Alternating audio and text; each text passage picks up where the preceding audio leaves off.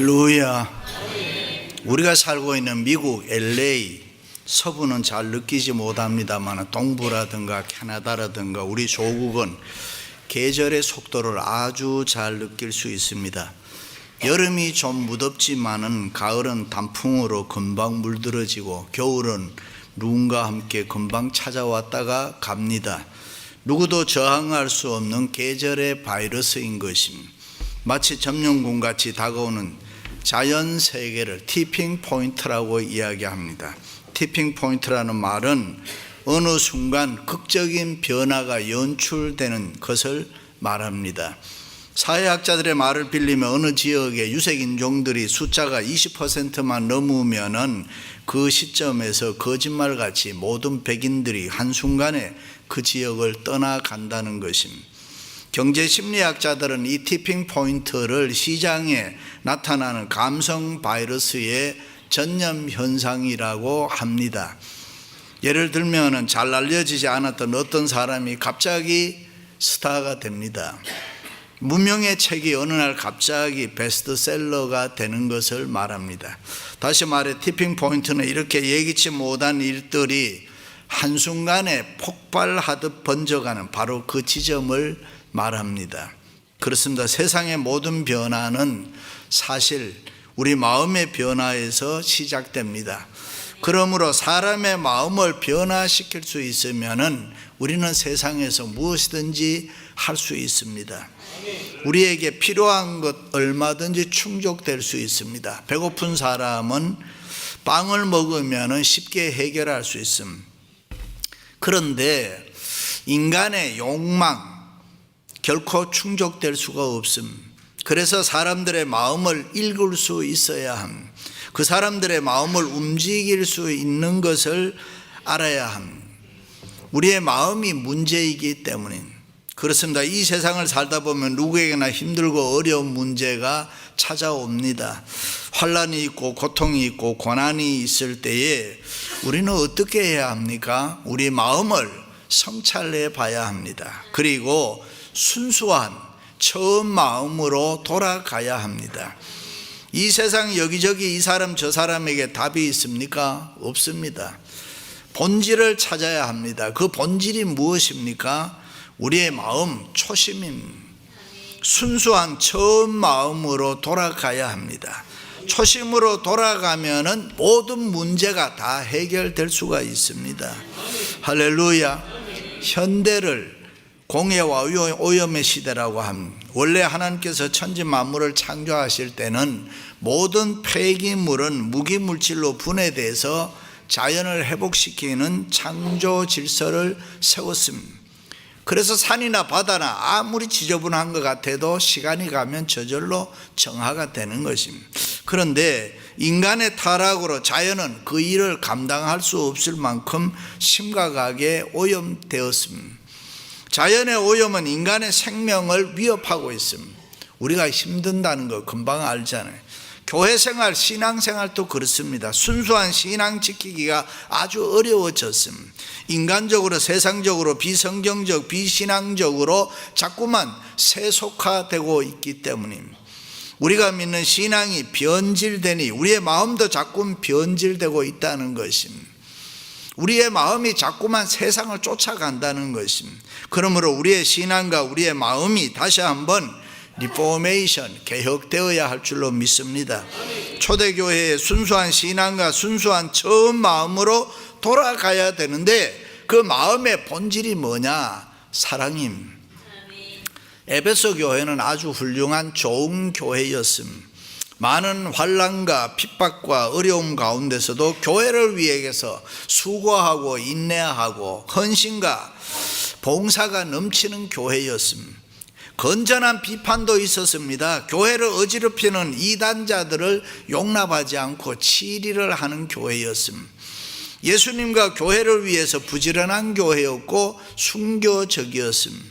교회 공동체 외형적으로 보았을 때는 나무랄 데 없는 훌륭한 좋은 교회였습니다.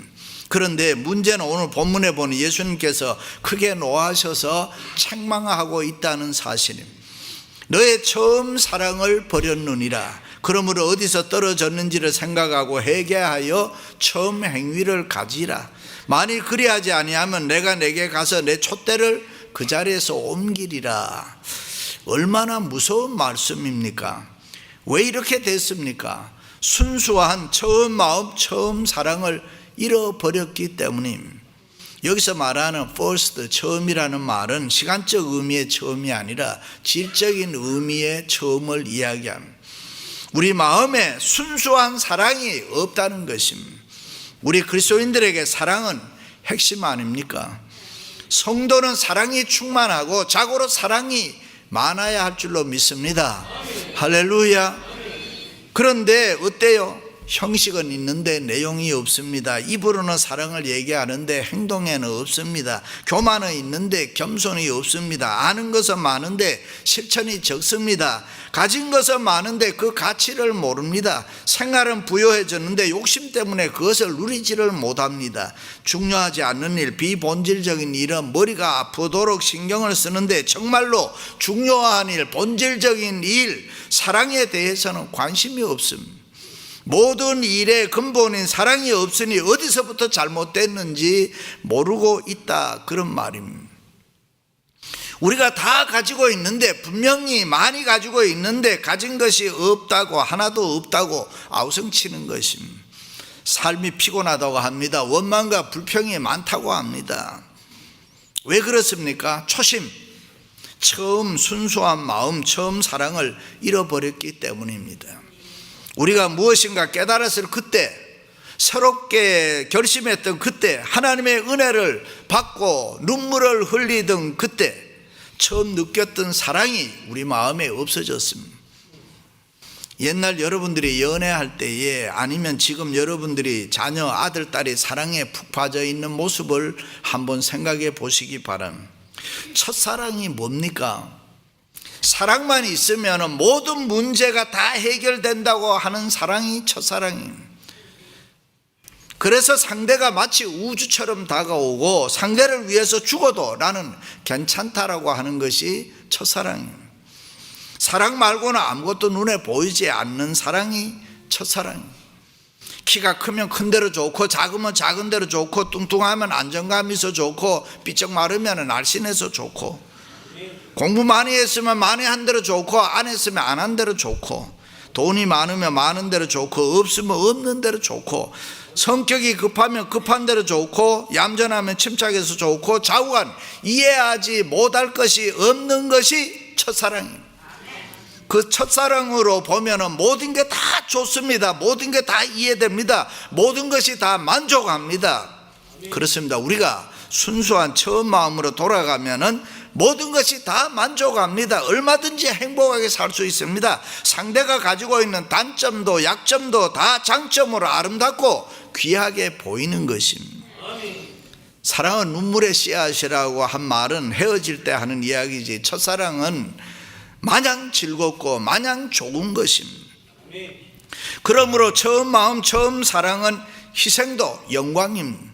수고와 봉사도 특권으로 생각합니다. 기쁘고 즐거울 뿐입니다. 우리의 마음이 주고 또 주고 그래도 기분 좋고 행복합니다. 할렐루야. 그렇습니다. 왜 삶이 고달프고 힘이 듭니까? 우리에게 있는 그 순수한 처음 마음, 처음 사랑을 우리가 버렸기 때문에. 지금 여러분에게 순수한 처음 마음, 처음 사랑 가지고 있습니까? 우리가 처음 미국에 왔을 때 그때 아무리 힘들고 고생이 많아도 아무렇지도 않았습니다. 그런데 열심히 일해서 좀 돈 벌고 잘 살게 되니까 우리의 가정, 사회단체 아우성치는 곳이 얼마나 많은지 심지어 교회에서도 싸웁니다.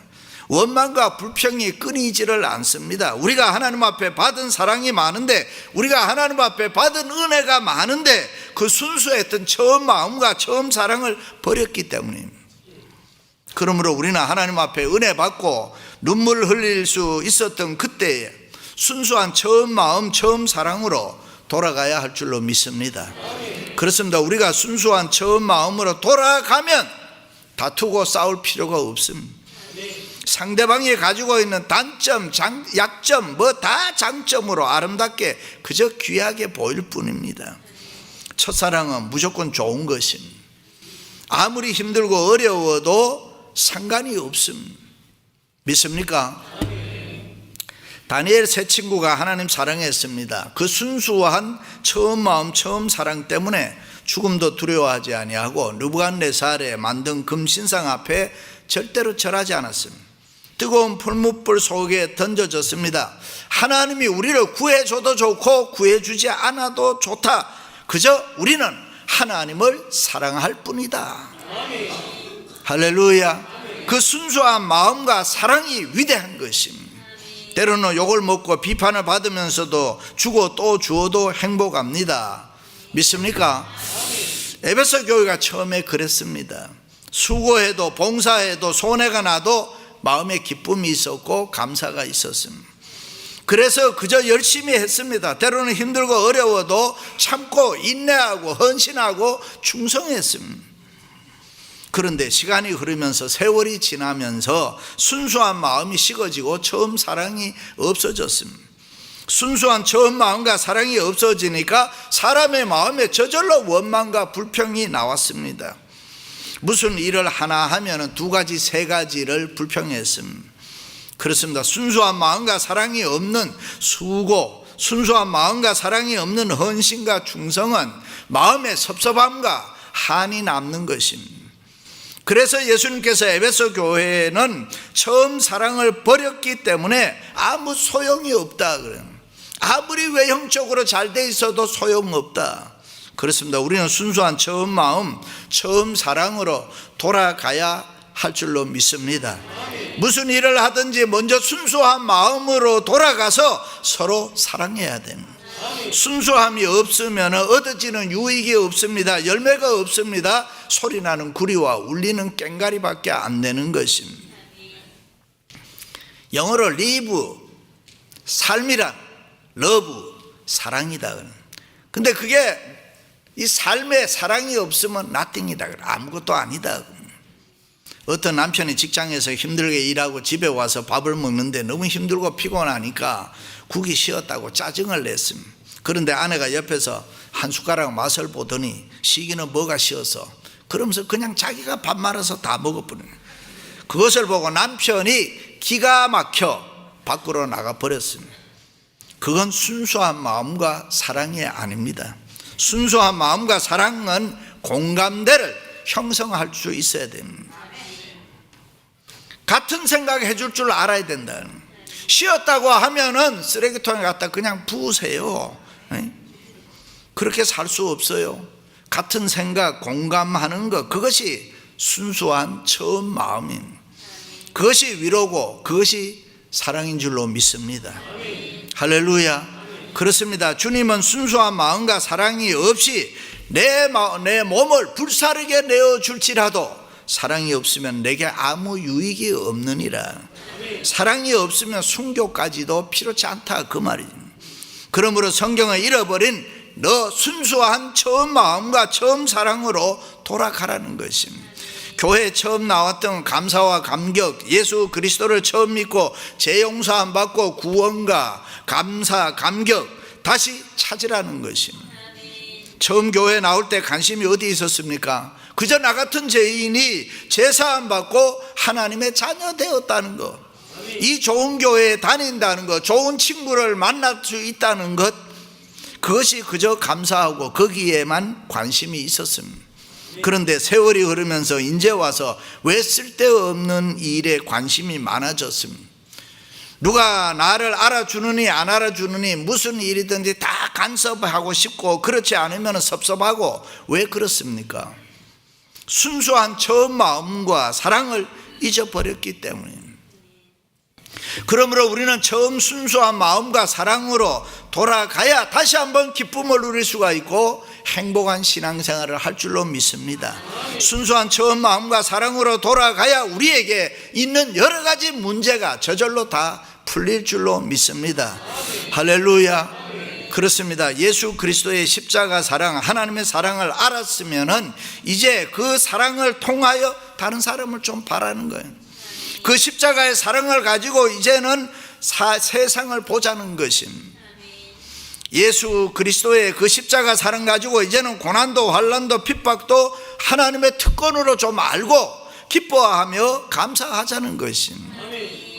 우리가 순수한 처음 마음을 가지고 하나님의 영광을 위해서 사명을 이제는 좀 감당해 보자, 그런 말입니다. 할렐루야.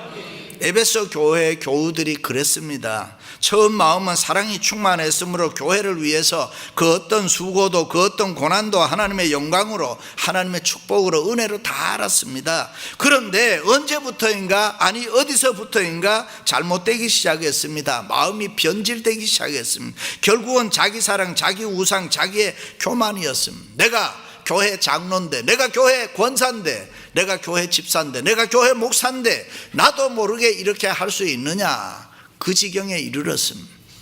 우리에게 처음 순수한 마음과 사랑이 없으면 사람이 그렇게 됩니다. 그렇게 될 때 마음은 부패하고 타락해서 드리려는 마음에서 받으려는 마음으로 바뀌어지고, 그 누군가가 알아주기를 바라면서 저절로 마음이 강팍해지고 완악해지고 메마르게 되는 것입니다. 그렇습니다. 모든 원인이 순수한 처음 마음, 처음 사랑을 잃어버렸기 때문입니다. 결국에는 그들은 자기만을 사랑하고 자기만 옳다고 생각하고 교만하고 오만해졌습니다. 그래서 주님은 회개하여 처음 사랑으로 돌아가라 그랬습니다. 책망했던 것입니다. 고린도 교회도 큰 교회였습니다. 성도가 많았습니다. 장점이 많았습니다. 은사 받은 사람이 많았습니다. 재물이 많았습니다. 일찍이 바울이 세우고 유명한 설교가 아볼로가 목회한 곳입니다. 그러니 대단한 교회 아닙니까? 그럼에도 불구하고 문제가 많았습니다. 서로 잘났다고 시기하고 질투하고 파벌로 갈라져요. 그래서 그 교회가 큰 교회인데도 아무것도 못했습니다. 왜 그렇습니까? 순수한 마음, 처음 마음을 잃어버렸기 때문에, 순수한 처음 사랑이 없었기 때문에. 은사가 없었던 게 아닙니다. 직분이 없었던 게 아닙니다. 돈이 없었던 게 아닙니다. 사람이 없었던 게 아닙니다. 순수한 사랑이 없었어. 오직 순수한 사랑이 없었습니다. 그렇습니다. 교회 안에 남녀노소 빈부귀천 모든 것을 뛰어넘고 이해할 수 있고 하나 될 수 있는 게 뭡니까? 사랑 아닙니까? 우리가 서로 생각이 다릅니다. 살아온 삶의 배경이 다 다릅니다. 환경이 다릅니다. 지식의 수준이 다르고 이 믿음의 차이가 다 있습니다. 그런데 이 모든 것들을 무엇으로 뛰어넘어서 하나 되게 할 수 있느냐? 사랑입니다. 순수한 처음 가졌던 마음과 사랑입니다. 그렇습니다. 우리가 처음 가졌던 순수한 마음으로, 그 처음 사랑으로 돌아가면은 무슨 할 말이 있겠습니까? 뭐가 힘들고 뭐가 어렵겠습니까? 그저 하나님의 은혜에 감사할 뿐입니다. 할렐루야. 6.25 전쟁 때에 월남하신 장로님 댁에 가보면은 리빙룸에, 그 좋은 집에 배낭이 하나 허물하게 걸려 있습니다. 아주 남루하고 떨어졌는데 장로님은 소중하게 여기는 거예요. 왜냐하면 6.25 때 저 배낭 메고 내려왔는데 돈 벌고 잘 살면서 자기도 모르게 교만해지면 그 배낭을 이렇게 쳐다본다는 거예요. 그렇게 보면서 겸손해진다는 거예요. 그렇습니다. 가난하고 못 살 때, 처음 결혼했을 때 그 마음, 처음 아이 낳았을 때 그 마음, 처음 이민 왔을 때 그 마음, 처음 교회에 나왔을 때 그 순수한 마음, 그 처음 사랑으로 돌아가면은 우리에게 뭐가 문제가 되겠습니까? 부부로 살다 보면은 싸울 때가 있습니다. 다툴 때가 있습니다. 그러나 처음 결혼했을 때의 사랑으로 돌아가면은 저절로 해결되는, 자녀들이 말썽을 일으켜도 그 아이를 처음 낳았을 때 우리가 얼마나 기뻐하고 좋아했습니까? 그 처음 사랑의 마음으로 돌아가면은 무슨 불평, 무슨 원망, 모든 게 다 이해가 됩니다. 심지어 말썽을 일으켜도 이쁘게 보입니다. 할렐루야. 처음 이민 왔을 때, 시작했을 때 그 감격이 있지 않습니까? 그때 순수한 그 마음으로 돌아가면은 언제나 행복하고, 그때 생각하면 언제나 기쁘고 꿈이 있고 소망이 있습니다. 그래서 일찍이 하나님께서는 모세에게 느보산에 올라가라 그랬습니다. 느보산에 올라가 옛날을 기억해라. 그리고 그때마다 하나님이 모세에게 비전을 보여주는, 르보산에 올라가서 사람이 처음 마음, 처음 사랑을 돌아가면은 하나님께서 모세에게 필요한 축복을 해 주었습니다. 야곱에게도 말씀했습니다. 베델로 올라가라. 처음 베델의 기억을 하라는 거죠. 옛날 어린 시절 배고픈 형을 유혹해서 장자의 명분을 빼앗고 눈먼 아버지 속이고 바단 아람으로 도망쳤습니다. 가는 게 피곤해서 광야에서 루스라는 곳에 돌베개하고 잠을 자는데 꿈에 하늘에 닿은 사닥다리에 꿈을 꾸잖아요.